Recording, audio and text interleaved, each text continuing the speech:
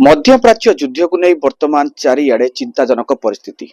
एहारी भितरे सबु जरूरीकालीन सेवा मध्य प्रभावित होईछि। जेहेतु एलपीजी दर बढ़ी चली से खाद्य मध्य एक प्रकार प्रभावित होगा लगी। एहारी भितरे कटकर पारंपरिक खाद्य जहाँ रही दहीबरा आलुदम ता विशेष भाव में प्रभावित होगा जाउछि। कारण एलपीजी दर वृद्धि पाउछि सेतिपई दहीबरा केते मात्रा तैयारी करा जिवो केते मात्रा बिक्री करा जिवो ता मध्य संदेह करे रहिछन्ति व्यवसायी। सीधा सड़क आलोचना करिबा मो सहित रहिछन्ति दहीबरा व्यवसायी संघर सभापति। प्रथम आपण धरित्री को स्वागत करिबी। केते दूर प्रभावित होगा लागिलानी एई दहीबरा व्यवसाय? नमस्कार, जय जगन्नाथ। माने दहीबरा आलुदम एमिति प्रभावित हवाकू गलानी जे कहवा मो पक्षे संभव न।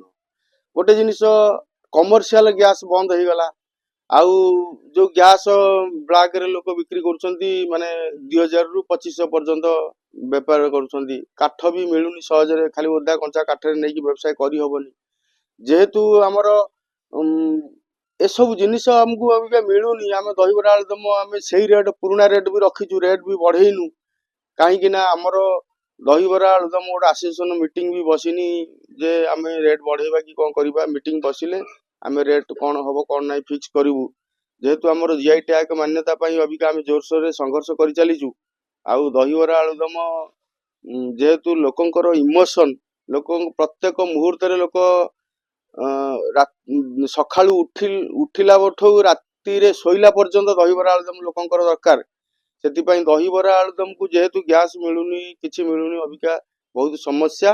जेहेतु हमकू जिला प्रशासन प्रत्येक क्षेत्र रे हमकू सहयोग करिछि, सहाय्य करिसंती। कलेक्टर साहब बहुत सहाय्य करछंती। हमर गोटे प्रथम रोड दहीबरा आलुदम दिवस गला, कलेक्टर जेमती जिला प्रशासन हाथ को नेकी जो बलिया दहीबरा आलुदम माने प्रोग्राम तैयारी कले बहुत खुशी लागिछि। सबु माने सबुठी स्वागत करूछंती। सबु जिला माने करे भी स्वागत, कटकर दहीबरा आलुदम को स्वागत करा जाउछि। हेले कोन हबो अबिका तो दहीबरा आलुदम बनेइबा पई तार जो गैस दरकार, गैस नाही, हैरान होउछु। मु आपनक माध्यम रे निवेदन करूछि जिला प्रशासन को, कलेक्टर सार को निवेदन करूछि हमकू कमर्शियल टांकी आउ जोगैले हम दहीबरा आलुदम व्यवसाय मानकू कमर्शियल टांकी जोगैले हम माने माने पूरा एकदम तांको पाखरे पूरा ऋणी रहबू। बहुत खुशी लागिवो हमकू व्यवसाय करिया पई। आउ हमर एमती पारंपरिक खाद्य किछि हम रेट बढ़ेइबुनी। जदि हमकू कलेक्टर सारे किंबा जिला प्रशासन हमकू जदि सहयोग करंती हम निश्चित हम रेट रे रखिबू, ठीक रेट रे रखिबू। आउ लोक माने जेमती हमर लोक माने को इमोशन अछि दहीबरा आलुदम सेमती ठीक ठाक सब चलिवो। अच्छा, कटक रे केते व्यवसायी रहिछन्ती आ केते दहीबरा व्यवसाय करा जाय आ केते रेट रहिछि वर्तमान? सुनतु कटक रे तो एमती हिसाब कले 5000 व्यवसायी अछंती, किंतु साइकिल वाला ठू आरंभ करिकि पूरा ठेला गाड़ी पर्यंत भल भल ब्रांड वाला भी दहीबरा आलुदम व्यवसायी अछंती। किंतु मुख्य जिनिस होउची रेट समस्तंकर प्राय समान।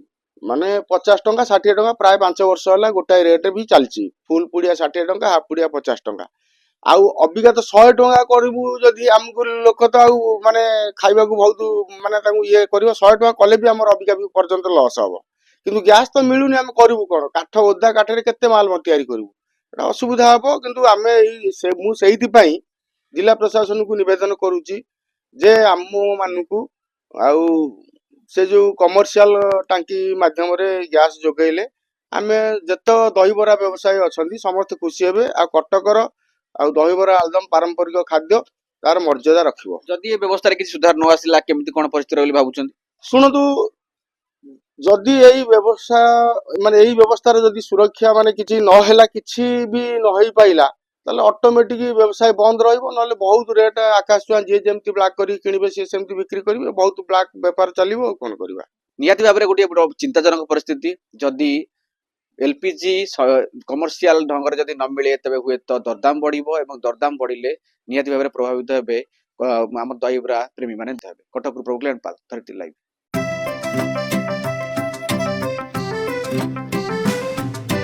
टीएसजी चाहता है चलो कुछ ऐसा करेंगे,